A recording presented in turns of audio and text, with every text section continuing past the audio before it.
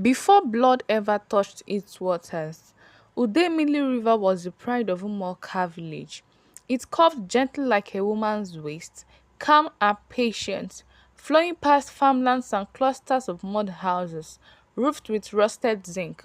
Children learned to swim in its shallow paths, laughing as the water hugged their thin bodies.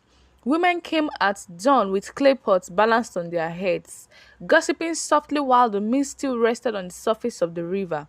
The elders said Udemili was not just water. She listens, they whispered. She remembers every birth, every burial, every prayer poured into her water stayed there. When drought threatened, the river still flowed. When storms came, she did not overflow like an angry spirit. She was gentle, faithful.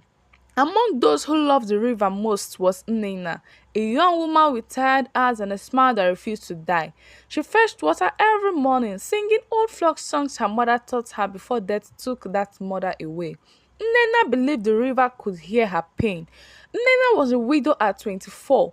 Her husband, Obina, had drowned in the same river that now gave her comfort. He slept while casting nets one night, and by morning his body returned quietly as if ashamed of the trouble it caused. The river mourned briefly, then life moved on.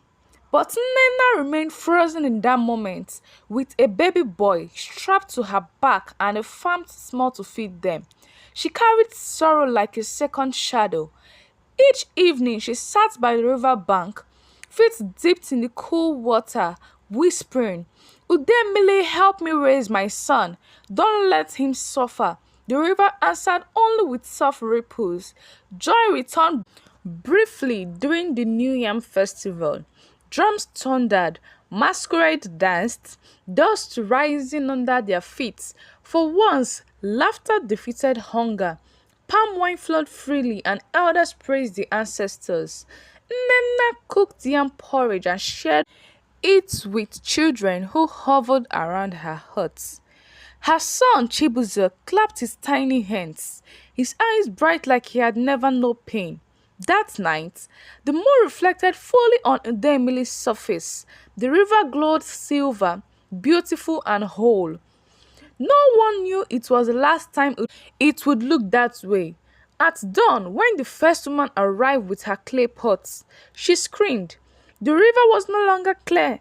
Red streaks ran through it, thin at first, like palm oil spilled carelessly, then thicker, darker.